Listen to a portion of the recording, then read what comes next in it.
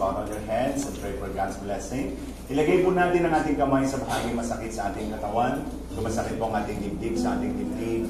Kung masakit po ang ating mga mata sa ating mata. Kung ang problema natin ay ating tiyan sa ating tiyan. Panginoon, kayo po ang nakakaalam kung ano ang aming mga karamdaman.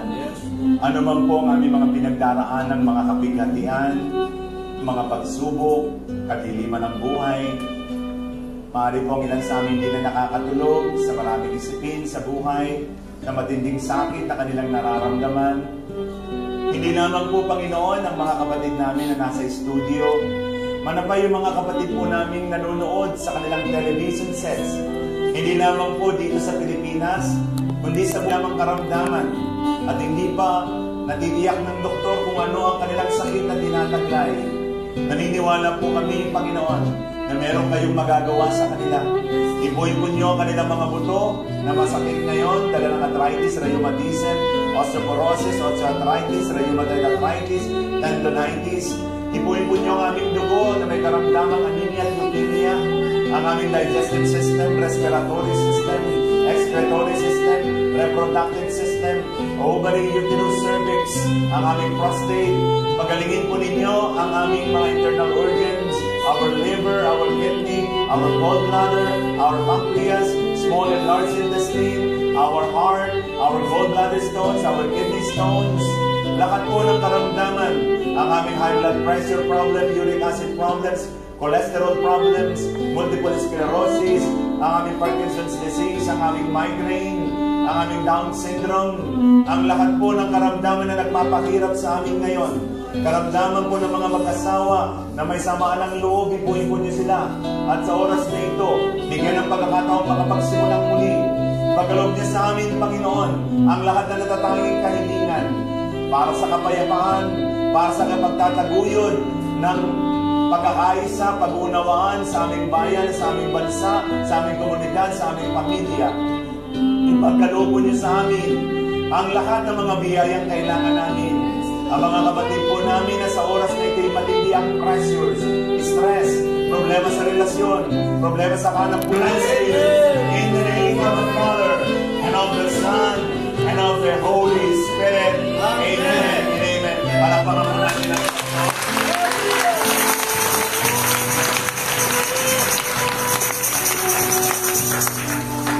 The Lord be with you, and also with you. May Almighty God bless us all.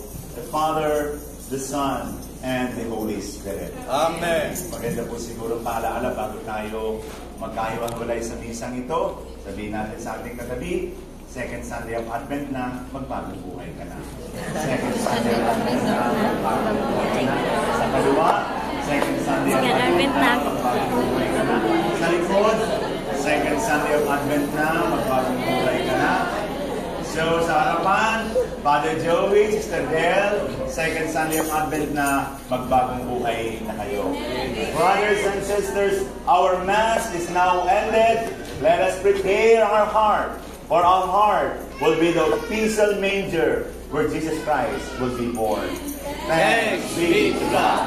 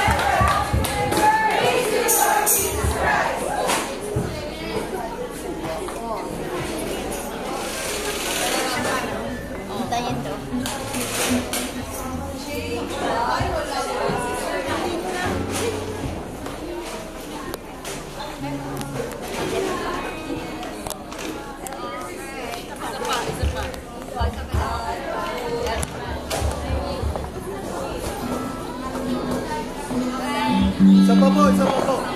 Isa pa po, isa pa.